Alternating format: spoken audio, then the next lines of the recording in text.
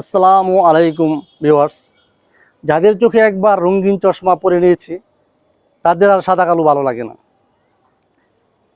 কথাটা হলো, অনেক প্রবাসী অনেক ভাই ইউটিউবের কিছু আবেগপ্রবণ ভিডিও দেখে তাদের মাথার ভিতরে গেঁথে গিয়েছে 5 লাখ 10 লাখ টাকা গরু পালন করতে হবে, 2 লাখ 3 লাখ টাকা দিয়ে বিশুদ্ধ দুধের গাভী কিনতে হবে, অল্প দিনে কোটিপতি হয়ে যাবে।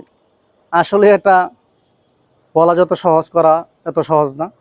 হ্যাঁ, খামার সেক্টরে লাভ আছে, আর লাভ না থাকলে এখন হাজার হাজার খামার থাকতো না, সবাই খামার ছেড়ে অন্য কোনো বিজনেস করতো। তবে হ্যাঁ, গরু পালন শিখতে হবে। আগে বাপদাদার যেভাবে গরু পালন করতো, শত শত বিঘা জমি পতিত থাকতো, ঘাস কিনতে হতো না, এত রোগ বালাই হতো না।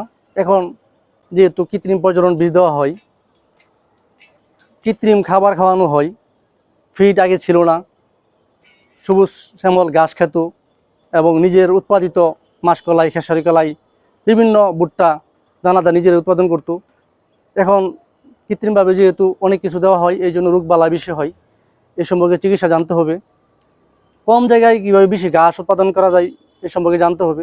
আগে একটা গরুকে 1 বছর 6 মাস 2 বছর পালন করে বিক্রি করে লাভ বের করছে, এখন একটা গরু থেকে 2 থেকে 3 মাসে লাভ বের করা যায়।